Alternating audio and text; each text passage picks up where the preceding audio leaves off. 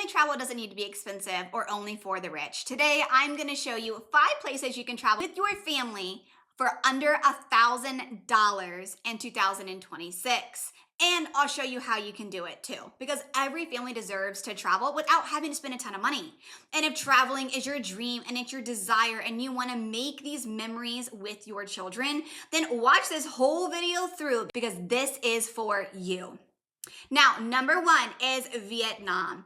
These are the 3 cities of Da Nang, Ho Chi Minh, and Hanoi. Let's talk about why Vietnam is such an affordable destination. Flights are dropping. Often, many times, frequently, you can find flight deals for well under $550.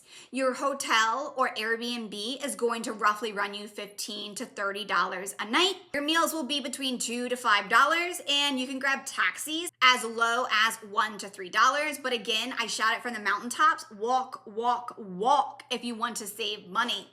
For a great family trip, I highly suggest staying in the Da Nang area where you're gonna get the beach, the city, and cheap resorts. It is truly a walkable area with markets on so many street corners, largely tourist friendly. There's a large expat group and many world schooling communities and hubs as well. So here is the formula to make this a reality, to make your whole family trip stay under $1,000, and I'll put it on the screen. But you want your flights to never go above your $300, and that's like maybe 2 adults or a free lap child or a cheap kids fare. Now, the trick with making this work, if you're not doing this method, is to use your loyalty points, get your travel credit card, use it for your everyday expenses, pay it off every month, and get free flights. We never pay for all 6 of us to fly. We always have free tickets, and this is the way that you can beat the system with your flights and airlines to get under $1,000 for your entire family trip, okay? Then you want your lodging to never really be above $40, and you could do 3, maybe even 5 nights, and it's gonna depend on your location and the city that you're staying in. And food, you never really wanna exceed $50 a day. The second is Guatemala. You're talking Antigua or Atitlan. This is perfect for budget families because the flights from the US can be from many states between $150 to $250. Your Airbnbs are coming right in between $20 and $40, and your street food is roughly $1 to $3. You can, for transportation, use the shuttle vans, which are cheap and really safe for families. Our family tip would be Lake Atitlan. It gives you mountain views and boat rides and a really just calm, friendly city town vibe. It's really a winner among the cities. If you're a busy parent and you want to make packing a little easier and just check it off your list, then grab my free packing list down in the pinned comments below, and don't forget to leave a comment because it truly helps. Number 3 on the list is Morocco. We have the 2 cities of Marrakesh and Agadir. This is how you can stay for under $1,000, okay? Your flights to Casablanca or Marrakesh often will be between $450 to $550, okay? So this is when you need to utilize your other flight hacks as well to get that price even lower and an even better sweet spot that you're comfortable with, okay? You can stay in Riads between $20 and $40. So what are Riads? So Riads are traditional Moroccan, like a house or a palace, and it has an interior courtyard and a garden, which the Arabic name is the Riad. It comes from that, which is why it's called garden. That's what it translates to. And historically, these homes were used for wealthy citizens, and now they've kind of been converted into guest houses, which offer travelers a cultural, immersive lodging experience, and they often have them in some of the older parts of the cities. So in Morocco, food can be as low as $2 to $5 and taxis for $1 to $3, or you can walk for free. So it really just depends on how much you want to save and dig into your budget every day. So your family trip, I would suggest the Agadir beach, which is best for families traveling with kids. Up next, number 4 is Bulgaria. Now, this was an extremely close tie from Bulgaria and Romania. But I chose Bulgaria, and here, hold on, let me tell you why, okay? I'll get into why we didn't choose Romania, But I'll tell you first why we chose Bulgaria and why. Okay, if you don't know, we have spent the last month here in Bulgaria. Bulgaria wins because overall, comparing it to Romania, it is about 10 to 20% overall cheaper. Okay, and an important note for Bulgaria, if you are planning to travel starting in January of 2006, they are changing their currency and switching over to euros. So their money will be changed, and that is just something to just know when you are traveling and planning for this. Food. Bulgaria's restaurant prices are significantly low. Okay, you're talking family meals for as little as $10 to $20, street food from $1 to $3, groceries and bakeries are extremely cheap. If you fly in the off or shoulder season, you're talking well below $600. And again, using your price points and hacks and your Google Flights and everything else, you can get this well below it, okay? So your hotels and Airbnbs. Bulgaria has consistently low cost for this. You're talking for like a really decent hotel and Airbnb, anywhere from $18 to $30 a night. And transportation, you can use your buses, your trams, and your taxis. Those are very cheap. Or you can do like your inner city buses, which actually are cheaper than in Romania, and where you can walk for free. That's what we've done. Now, obviously not between city and city, but when you're in your destination, you're in your Airbnb or you're in your hotel, you get out and you use what God gave you and you walk for free. That's how we keep costs low. Now, lots of people might not know this, but Bulgaria has stunning beaches, and lots of people come for the beaches from all over, especially Romanians. They love the beaches of Bulgaria. And you can also come to Bansko for the skiing. But the beaches, you're talking the Black Sea, and it's cheaper than lots of other coastal towns. You have the sunny beach of Varna and Burgas, which are extremely budget friendly and family friendly. So bottom line, Bulgaria is one of the cheapest countries in the EU for families. So now we can dive into why Romania is slightly more expensive, but still very cheap and very affordable. And it's almost like a neck and neck tie. Like I would almost say like my top 5, but almost maybe my top 6. So here's like your freebie one, okay?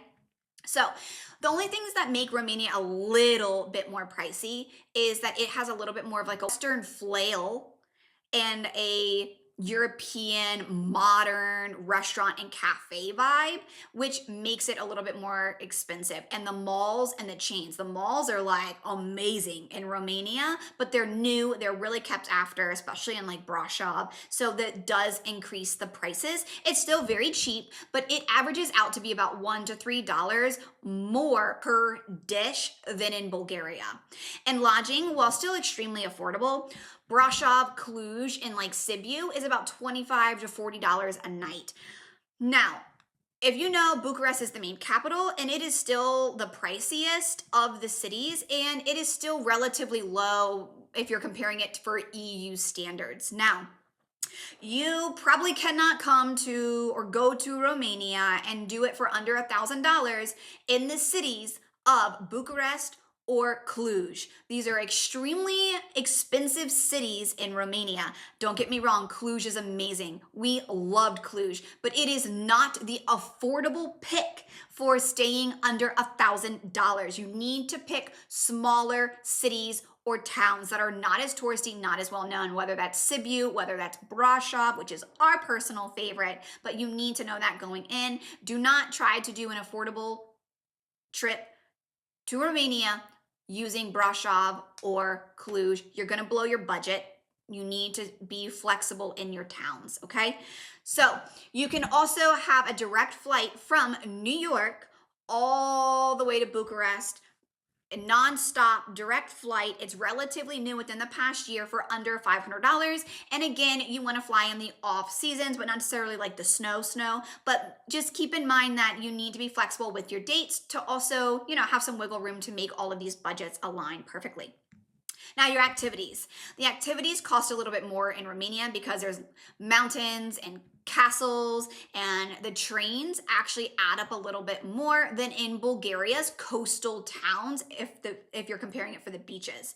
So that is what makes Romania just a smidge more expensive, but still a really, really good option and a top contender for places to stay for under $1,000 for families. So our number 5 pick is Malaysia.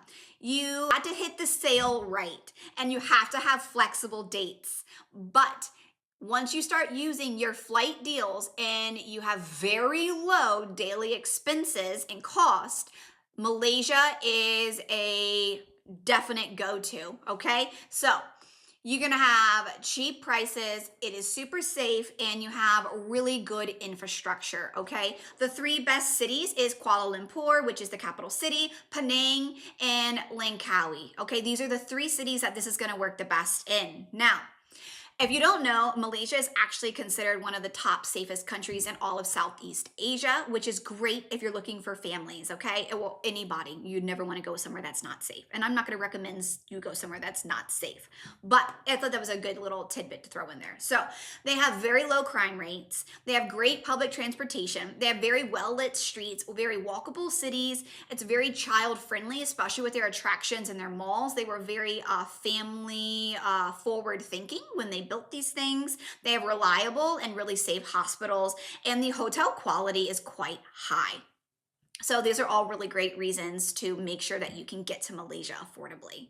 So your price breakdown, you're looking at $20 to $35 a night for hotels and roughly $2 to $4 per meals. And that kind of goes away from anywhere. That's the restaurants, that's the malls, that's street food. You can make this work in this budget no matter what. So that's kind of nice that you have a little bit of a flexible thing. So let's just assume that we have a family of 4, okay? We've got 2 adults and 2 children, okay?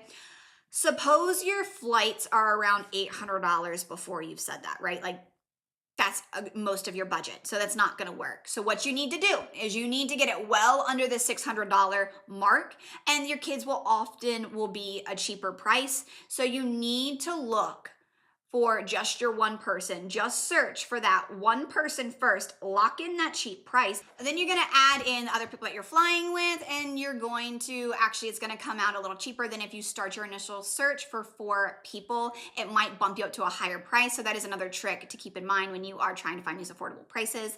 And if you look, you can see my 7 tips for Google Flights, and you can get a lot of better information from that, so go check that video out. So lodging, you're gonna choose a budget hotel or a guest house maybe, okay? You're talking $25 to $35 a night, or a family room for maybe 5 nights. That's a total of $125 to about $175 total. And then your food and transportation, you're going to be a very modest budget, maybe $20 to $30 per day, which is total for your family, or you're gonna just walk, okay? And you're gonna try to get these prices as low as you can. Throw in your snacks and your fruit for either a lunch or a breakfast time, and that will stretch your budget a lot further. Your activities, you're gonna stick to mainly free activities or very low cost, like parks and beaches and local markets. So your key helpful tips for pulling off Malaysia for under $1,000, because this one you need all the tips and tricks that you can muster. You're going to be flexible on your travel dates. You're going to travel on your shoulder season, and you're going to have midweek departures. You're going to use the one ticket search for one traveler.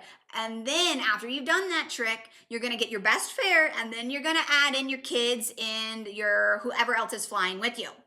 And then you're going to do your Google Flights, right? You want to check that out. You want to definitely use Google Flights to find your best thing. You're going to expand your departure airport options and look for less busy hubs. And again, go and watch my video on my 7 Google Flights secrets that our family used to get cheap flights. I'm linking it up there. So you're going to stay in budget lodging houses outside of the main luxury zones, and using your guest houses and your family rooms and your hotels and your private rooms, because you are traveling with kids most likely. So I'm not going to tell you to go stay in a hostel when there's like 20 other strangers with you and your little kids. You can find a hostel that offers a private room and maybe like a shared kitchen space. So you want to prioritize in destinations in Malaysia that are cheaper, like Penang, Langkawi, and Kuching, rather than the ultra tourist resorts. Okay, you want to keep your food food and your transportation low cost, like the public markets, your public transport. Avoid big tourist tours. So there you have it. And those are your 5 places that you can travel with your family for under $1,000 in 2026.